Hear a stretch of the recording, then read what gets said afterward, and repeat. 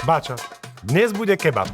Dáte si kurací, alebo telací a do žemle, alebo do placky. Ja si dám Davidov kebab z mletého mesa so zeleninou, s omáčkou a syrom a k tomu Zuzkin letný mrkvový šalát s dotykom Ázie. Au, Zia!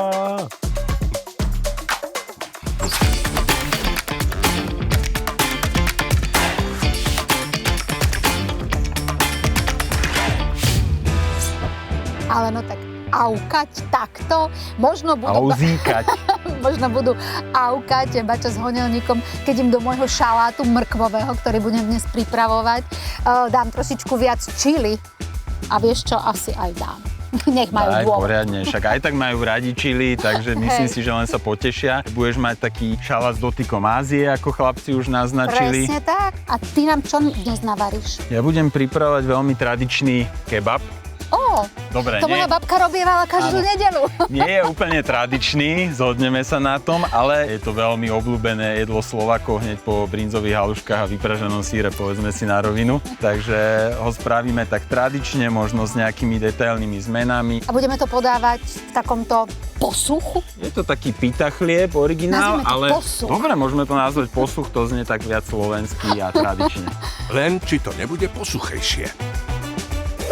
Na začiatku by som si pripravil mäso, mám tu mleté hovädzie mäso, ktoré zmiešam s koreninami, budem ho baliť do papiera na pečenie.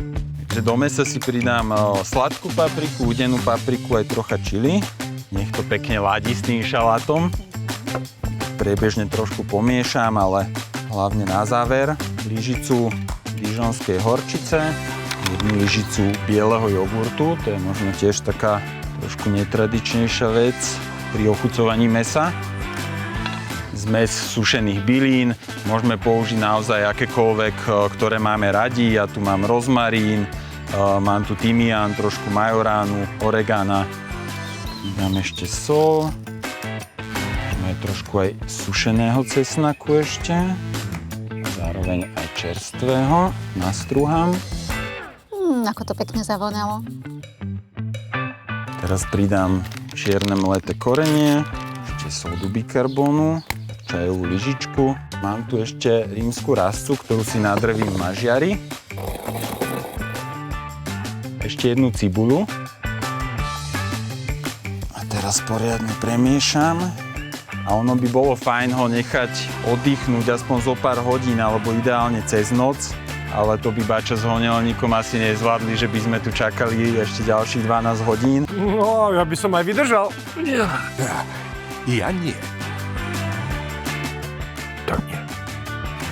Takže my ho necháme len chvíľu postať.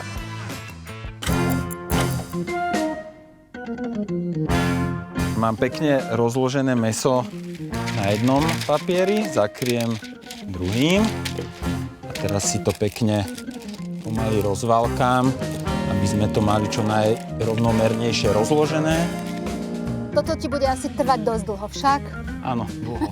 No dobré, takým Davidko bude válkať, ja pripravím mrkvový šalát. A ja môžem zatiaľ pokosiť, Hej, sliepky nakrmiť, okná umyť. ovce podojiť.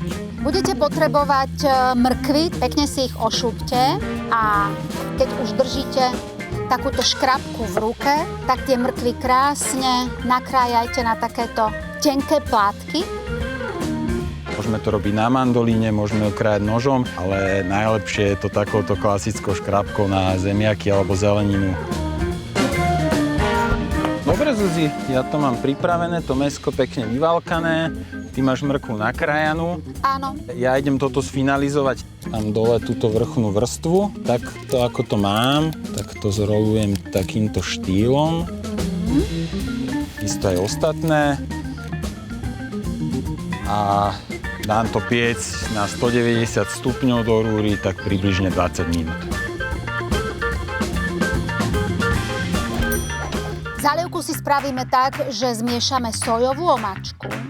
Keďže je to šalát s dotykom Ázie, tak to bude sojová omáčka s medom, pravým slovenským, od našich včelárov. Pridáme sezamový olej, trošku čili a cesnaku. Cesnaček si môžeme nastrúhať.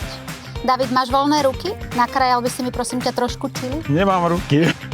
Lebo ich mám ja. Jasné. Obidve? Dohodli sme sa, že to spravíme chlapcom reske. Víš čo, Zuzi, nechal som tam aj semiečka, nech to chlapcov poteší dvakrát. Čo povieš? Dáme aj červenú cibuľku, nakrájanú na takéto tenučké pásiky. Nech to tam krásne farebne zahrá. Túto našu zálievku. Poprosím ťa, keby si pridal túto ingredienciu rozhodnú, zásadnú. Keby tam nebolo čili, tak to by nebol dotyk Ázie. Hovoril som, že to bude Auzia. Pridáme k mrkve. Keďže tento šalát musí hrať farbami, tak si ešte dokrájame bylinky. Máme tu koriander, aj petržlenovú vňať. A ešte nakrájam trošku pekanových orieškov. Pomiešam ti to medzi tým? Môžeš. Nech sa pekne prepoja chute.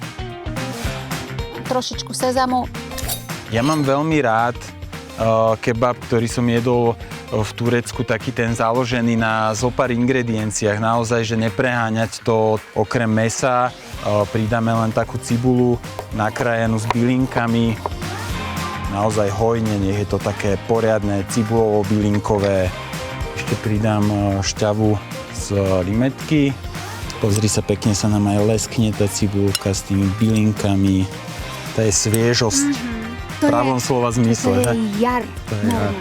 Jar aj s letom dokopy. Teraz ide na rad táto krásna rajčina. Rajčina je taká zelenina, ktorá podľa mňa patrí do toho kebabu, že hodí sa tam. Trošku osolím, pokvapem olivovým olejom. Páli.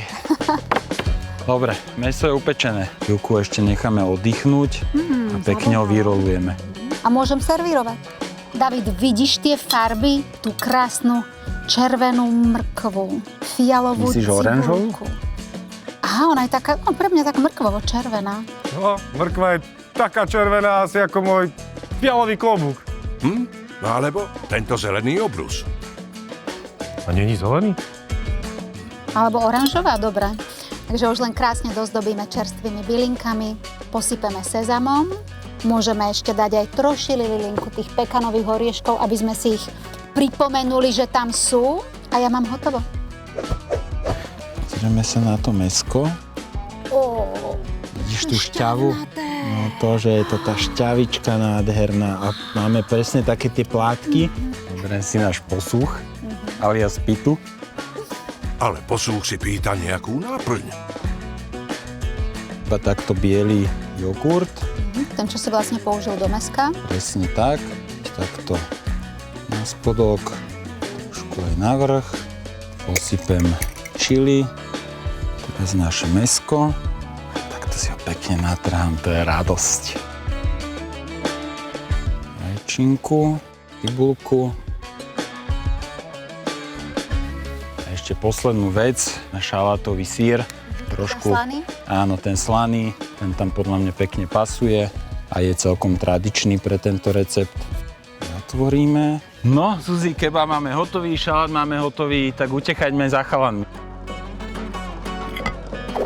Dobrú chuť. Pýtal som si pitu a dostal som posúch. A podbradník.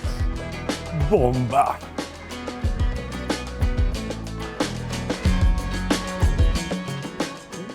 Na prípravu kebabu potrebujeme hovädzie mleté mäso, dižonskú horčicu, biely jogurt, cesnak, sušený cesnak, sódu bikarbónu, cibuľu, mletú rímsku rastcu, sladkú papriku, údenú papriku, sušené čili, sušené bylinky, rajčiny, šalátový syr gréckeho typu, kôpor, koriander, petržlenovú vňať, pita žemle, soľ, čierne korenie a citrón. Na prípravu mrkvového letného šalátu potrebujeme mrkvu, červenú cibuľu, petržlenovú vňať, koriander, čili papričky, pekanové orechy, cesnak, sezamové semienka, sezamový olej, sojovú omáčku a med.